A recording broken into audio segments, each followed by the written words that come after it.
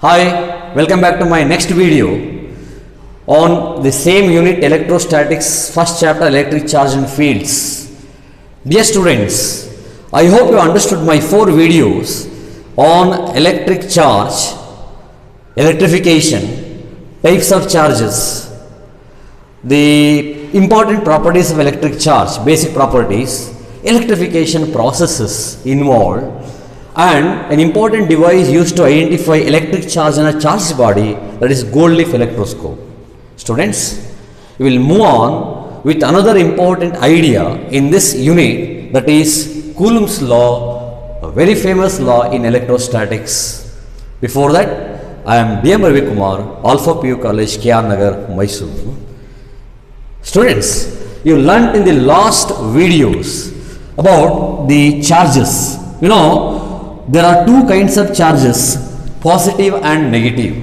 Positive, negative together, if you consider, called unlike charges, unlike, which attract each other. They attract each other, right? If you consider positive, positive, negative, negative, you call them like charges, like. They repel each other. Like charges repel each other, right? What's that repulsion or attraction? Repulsion means pushing one another away. Attraction, pulling one towards another. What is that pull or a push? Yes, you learned in the last year's laws of motion, a push or a pull on a body, directly or indirectly, a force, right? Force. Here, force between 2 charges is called electrical force. So, charges give rise to electrical force, maybe attraction or repulsion. That kind of force and the properties involved in that force, how it arises, all that was investigated in detail, experimentally, by famous Coulomb. He gave a quantitative measure of force between 2 charges. Let us now first consider a similar force that you learnt last year in the chapter gravitation, right? You are getting that law now? Yes, that is the famous Newton's law of gravity. Before I come to Coulomb's law, let me recall some of the important points related to the Newton's law of gravitation. The law stated, how did it state? Last year you learned this. Every body attracts every other body with a force. That force depends on the values of masses, which means product of 2 masses, m1, m2, and decreases with distance as inversely with the square of distance. Inversely with square of distance. We wrote this way. And you introduce a constant of proportionality to equate right hand terms with the left hand term, that is G. Famous word, universal gravitational constant, m1 m2 divided by r square. This is what you learnt. Remember students, this is only an attractive force. Force between 2 masses, only attractive. Whereas in electrical force, 2 cases, attractive or repulsive, depending on the kind or types of charges you use at that moment. Now let us come to the law between, or law which deals with the force of attraction or repulsion between the charges, which is in parallelism between the force between 2 masses and force between 2 charges, and force between 2 charges has been explained in Coulomb's law. Now let us see the statement of the law. How does it explain the force? How did he investigate? Very important. There is a 1 or 2 marks question. They may ask in your NCERT book, board examinations, state board examinations for 2 marks. State and explain Coulomb's law. Now let us explain, state just how it has been explained in your NCERT book. See this statement. What is the statement of Coulomb's law? It states that the force of attraction or repulsion between 2 stationary point charges. Look at the words, 2 important words. 2 point and stationary. 2 point and stationary charges is directly proportional to product of magnitudes of the two charges. Product of magnitudes of two charges. And inversely proportional to square of the distance between them. Square of the distance between them. In both electrical force, gravitational force, inverse square law is obeyed. Inverse square means as distance increases, the force value decreases as a square of distance. That's the idea. That's why inversely proportional to square of distance. Let us memorize the word now. What is the statement? Force of attraction or repulsion between two point charges. Stationary charges. Point stationary. Is directly proportional to the product of magnitudes of two charges and inversely proportional to square of the distance between them. This is the statement. Mathematically, let me denote force by F and magnitudes of charges Q1 and Q2. What is Q? Symbol for charge, universal symbol for electric charge. If I write this way, you read as magnitudes of two charges. Why the word magnitudes? Because there are two kinds of charges, positive and negative. Sometimes you have to write plus sign with charge or minus sign with charge. Whether they are positive, negative or one positive, one negative, the value of force remains the same. It doesn't depend on the nature of the charges. The force depends on product of magnitudes of the charges divided by inversely proportional to square of distance means divided by r square. A separation between these two. It also involves direction. We will come to the direction afterwards. Proportional to. Very simple. What is the meaning of this? Proportional to means if I increase charge Q1, force increases. If I increase charge Q2, force increases. If I increase distance r, force decreases. If I make charge Q1 to Q1, force gets double. If I increase Q2 2 times, force gets double. If I increase distance 2 times, force becomes 1/4. Why 1/4? Because if r becomes 2r, then what the value r square will be 4 times r square denominator. So it becomes 1/4. Like that, the force between two charges varies. Remember, the product or quotient of this term right hand side will not give the exact value of force. It's not a direct measure. It's not equal to this.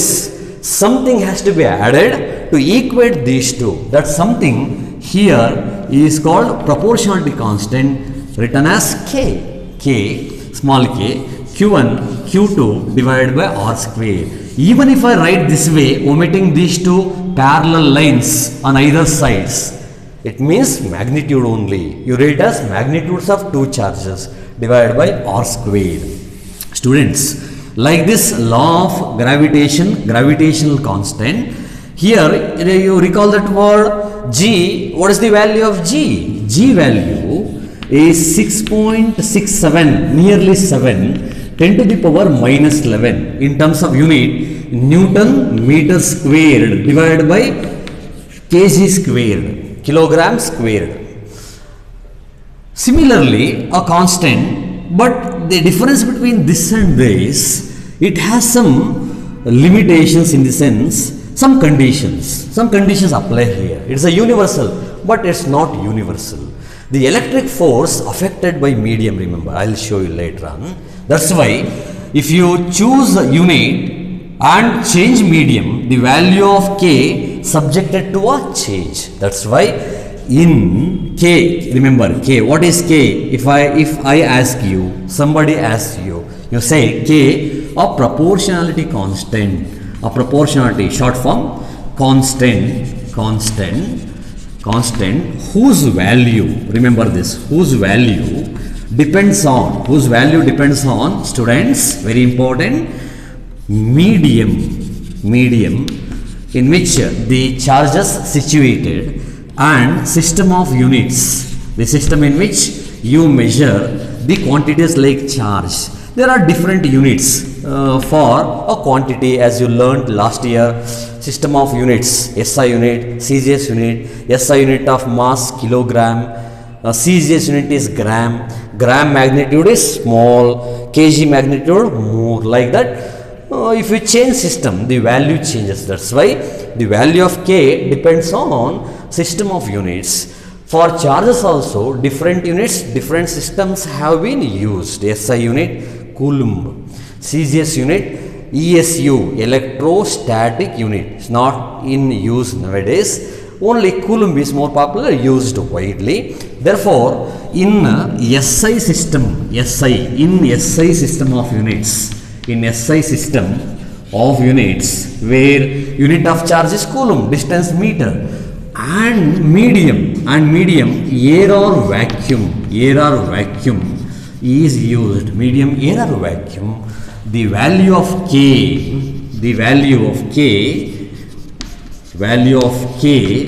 is nearly, actual value comes around 8.987 some digits up to 13, 10 power plus 9. We write for all practical calculations nearly 9 10 to the power 9. The unit of this quantity, if you solve this, you send this to left side, F into R square divided by these two come to denominator, Q1, Q2. So the unit will be Newton force meter squared divided by Coulomb square. What is Coulomb? Coulomb, SI unit of charge. You will know shortly what is 1 Coulomb. So you have to solve this. If you solve for K, you just see the equation here, F into R square divided by Q1, Q2. That's the idea. So unit of force is Newton, unit of distance R meter, and charge Coulomb square. That's the idea. So K, 9 10 power 9 Newton meter square per Coulomb square. Students, now we can rewrite this Coulomb's law how? F equals to 9 10 power 9 Q1 Q2 divided by R square. This formula applies in air or vacuum. If you change medium, same terms Q1 Q2 by R square, decide the value of force along with the medium. That medium changes, K value changes. That's it. See, sometimes we use for K one more term, that is, what is K value? K value is 9 10 power 9, remember, SI units. That is sometimes or most oftenly, quite oftenly written this way, 1 over 4 pi epsilon naught. Here, maybe looking strange for you at this stage. I will tell you why. What is epsilon? How do you read this? Epsilon, E-P-P-S-I-L-O-N, one of the Greek alphabets. Epsilon is called absolute permittivity. You know the word permittivity? This is a measure, this quantity, value of this is a measure of how permissible the medium is for electric force. How effectively medium allows force between two charges. There is one charge, this is the other. How effectively force is conveyed between these two through the medium. How effectively medium allows the force. That is understood using this term. For air or vacuum, it has got a value, fixed value. For air or vacuum, it is written as epsilon naught, K naught in naught. Absolute permittivity. If you saw, and one more thing, why this 4 pi? Why 4 pi? Actually, 4 pi comes from a simple mathematical logic, that is solid geometry. You will know later on. There is one more idea here, electric flux. From that idea, you will understand why it comes. Now, at this moment, you think like this. See, students, this is a charge, right? Chalk piece has been charged now. This charge can influence another charge here at my fingertip. My fingertip now moved here. Here also there is an influence due to this. At the same time, one more charge here, there is an influence. One more charge here, there is an influence. Influence means force. That's why all around the charge, it can exert force simultaneously. You taught how there are two charges. Where are those two charges? Look here. These are the two charges. Charge Q1 and this is charge Q2. The separation between these two charges R. R is the separation between these two. If I write this way, what do you think? Oh, these two charges interact, and due to this force only in this direction, here. No. There is force due to this charge here also, everywhere all around. Due to this charge, there is force all around. So, it forms an object like a sphere. All around means like a ball. On the surface of the ball, you are finding force. This charge is at the center. Ball has got a solid shape, 3D means three-dimensional shape. In three-dimensional space, the angle of sphere is given by 4 pi. Complete angle covered by sphere is 4 pi. You know, last year you have learned what is 2 pi. 2 pi is the angle created by or angle subtended at the center by a circle. If you write a circle, what is the angle at this point? If you start from here, if this line turns around once, if this comes back here, the angle covered is 2 pi. That is for a circle.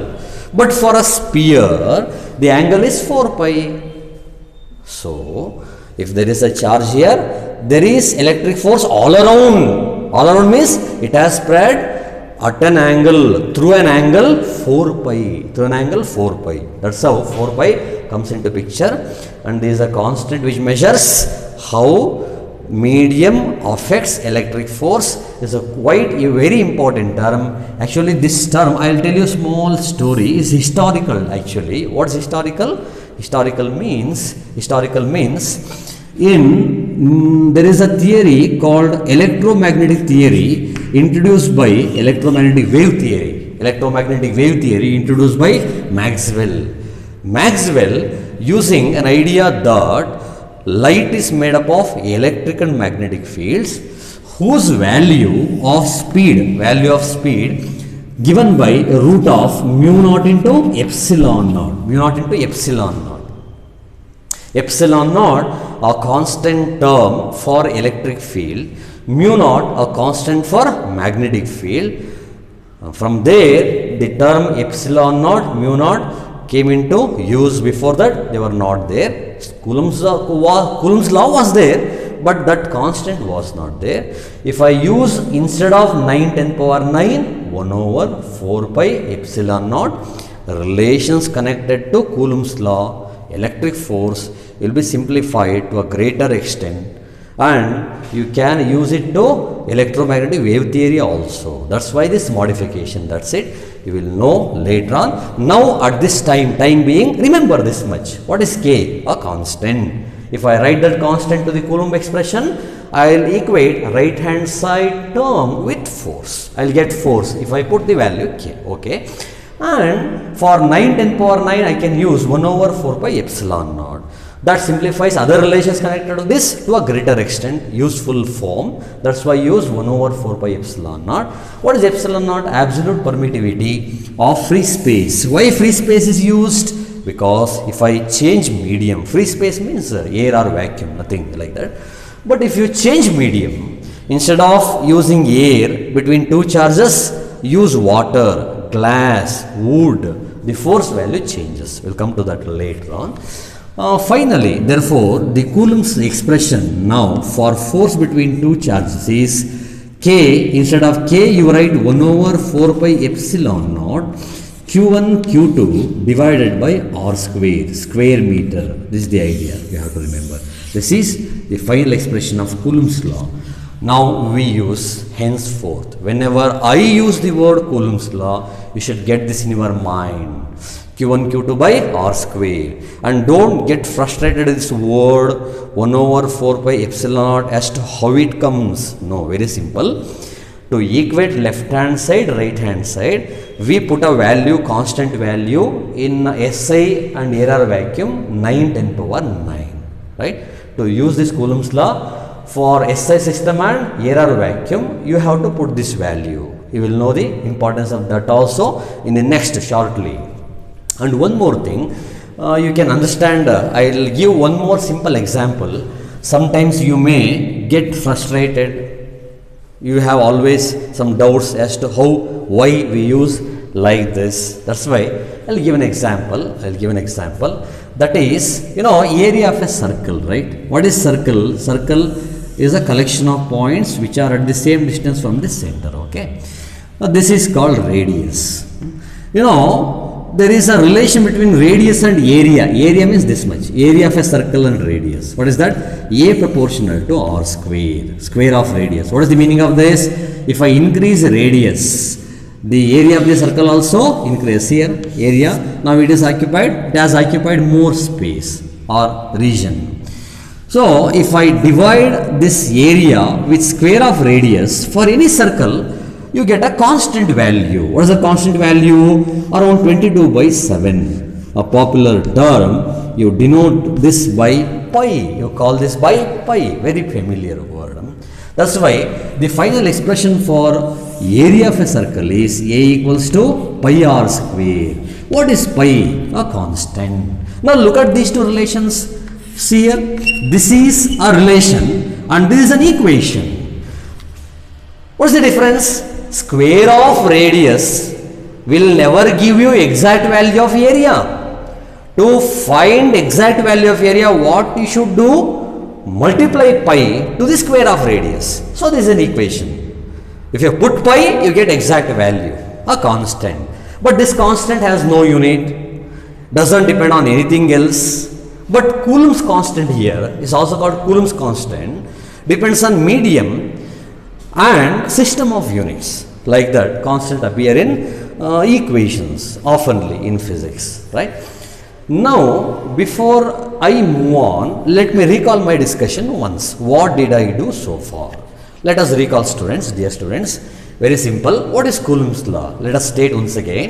The force of attraction or repulsion between 2 point charges directly proportional to product of magnitude of the charges and inversely proportional to square of the distance between them, right? How do you write mathematically?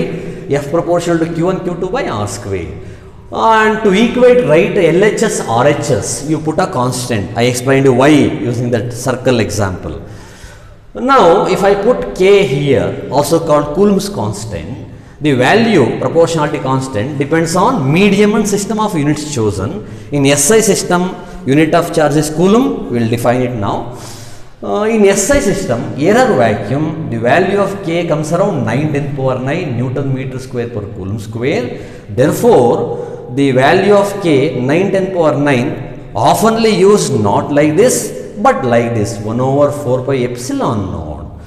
What is this new word? Epsilon naught is absolute permittivity. Very important. Historical reason is there. What is the historical reason? This term appears in Maxwell's theory of electromagnetic waves. Light is made up of electric and magnetic fields. There is a constant for electric field, that is epsilon naught. There is a constant for magnetic field, that is mu naught. Using them, we write speed of light as 1/root of mu naught into epsilon naught. So, we use instead of this term. 4 pi, I told you, 4 pi means the force spreads all around. All around in space is 3D. In 3D geometry, full angle is 4 pi. Like that, geometrical approach. Finally, we write like this 1/4 pi epsilon naught Q1 Q2 by R square. One more term I will take up here, that is, what is the value of epsilon naught? Very simple. Value of epsilon naught. Can you guess? Value, very easy. Value of epsilon naught. You try it at home after this class. You know, 9 K value. What is K value? K value is 9×10⁹ and that is equal to 1/4 pi epsilon naught. You just cross multiply, you get epsilon naught equals to 1/4 pi 9×10⁹. If I solve this, I'll get, try it at home, pi 22/7. You get 8.854, nearly 10⁻⁻12. Unit gets reversed, ulta, it becomes reverse. It becomes C square divided by Newton per meter square. That's it. That's it about the constant, right? Yes, students, remember this much. We'll continue with this idea next term.